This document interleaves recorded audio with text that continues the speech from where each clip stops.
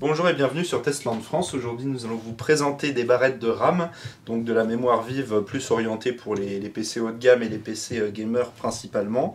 Donc ce sont des HyperX comme vous pouvez le voir et des Savage, donc en français on va dire Savage. Ce sont les HX324C11, donc c'est un kit de 2 barrettes de RAM en 8 Go chacune pour un total de 16 Go en 2400 MHz. Donc ce sont des barrettes assez haut de gamme, on va voir l'ensemble de ce kit tout de suite.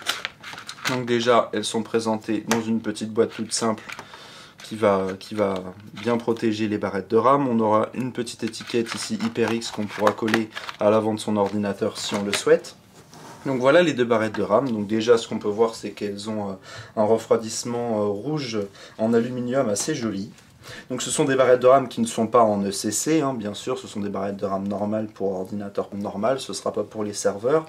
Donc elles sont en 2400 MHz. Alors en dessous on va pouvoir voir donc les différentes caractéristiques techniques. On voit que c'est du 1,65 volts, ça commencera à 1,5 pour aller jusqu'à 1,65 volts.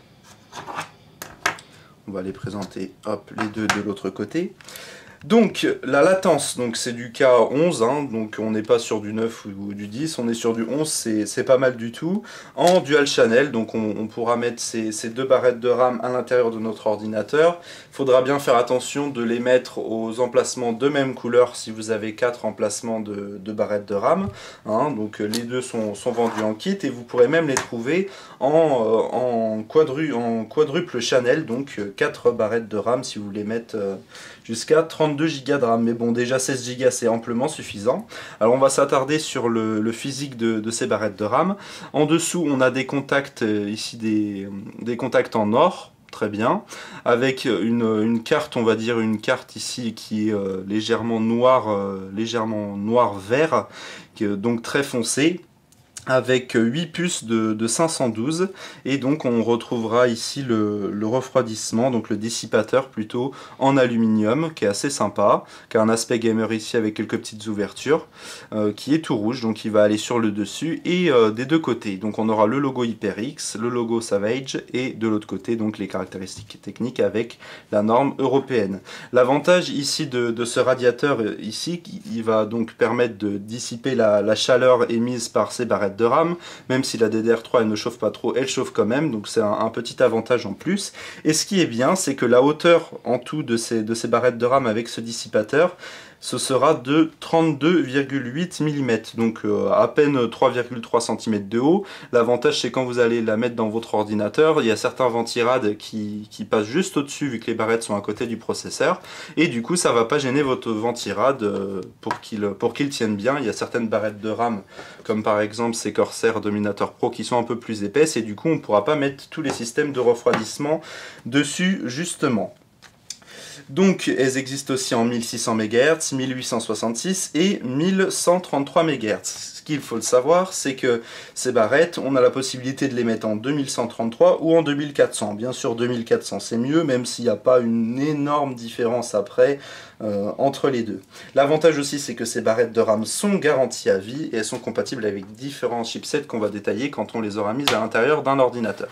Alors justement, ce que j'ai dans mon ordinateur actuellement, ce sont ces Corsair Dominator Pro. Donc je les ai choisis pour leurs caractéristiques techniques et aussi par leur beauté. Elles sont assez jolies avec un aspect un peu plus premium mais un peu moins gamer du coup.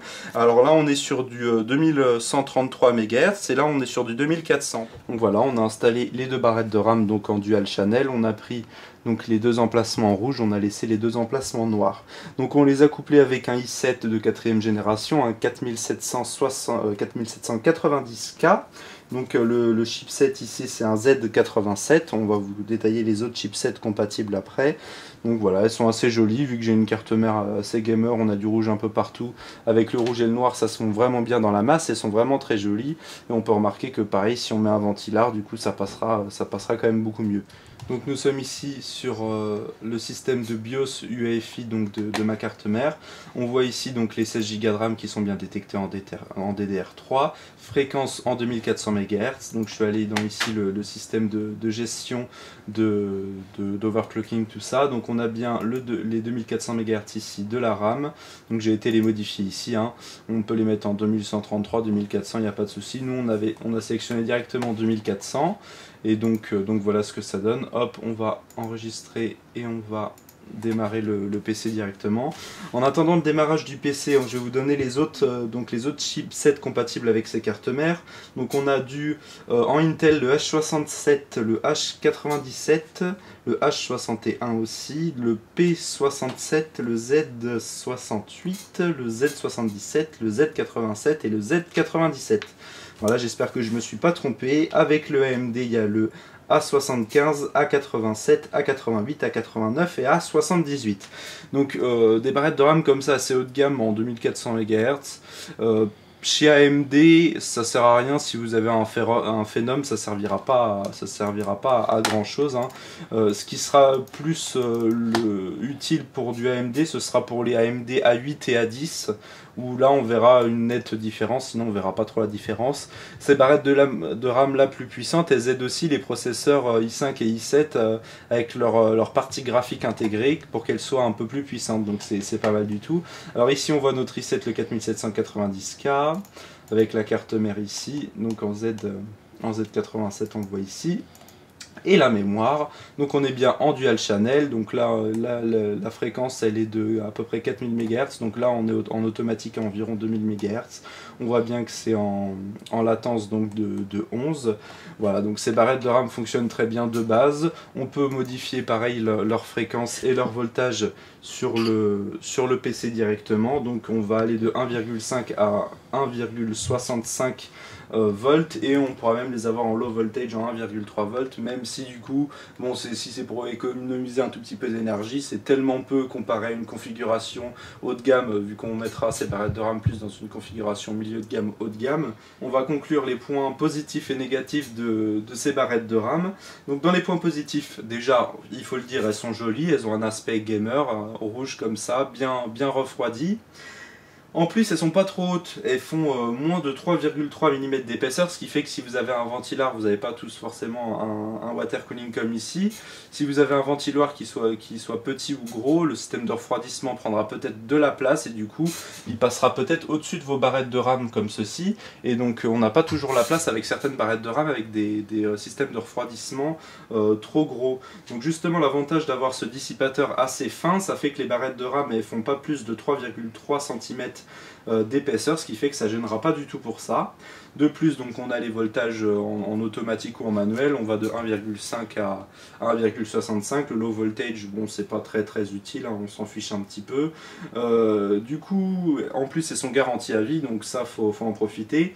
Le fait qu'elles soient beaucoup vendues en ce moment, c'est parce qu'elles ont un très bon rapport qualité-prix. Par exemple, les barrettes de RAM que je vous ai montré précédemment, les Corsair Dominator Pro, certes elles sont jolies, elles sont pas mal aussi, elles ont des bonnes puissances, on est à peu près aux mêmes caractéristiques techniques, pourtant elles sont presque 2 fois plus chères, donc c'est vrai qu'on a un bon rapport qualité-prix ici.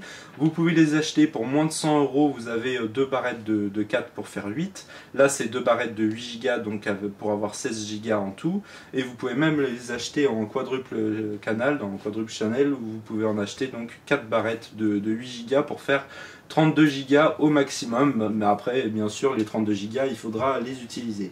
Donc voilà pour ces barrettes de RAM qui ont un très bon rapport qualité-prix, du coup on leur a pas trouvé de points négatifs, on vous les conseille fortement. Merci d'avoir vu cette vidéo, vous pouvez mettre un petit like sur notre vidéo, sur Facebook, et on se dit à bientôt pour de nouvelles vidéos sur Testland France.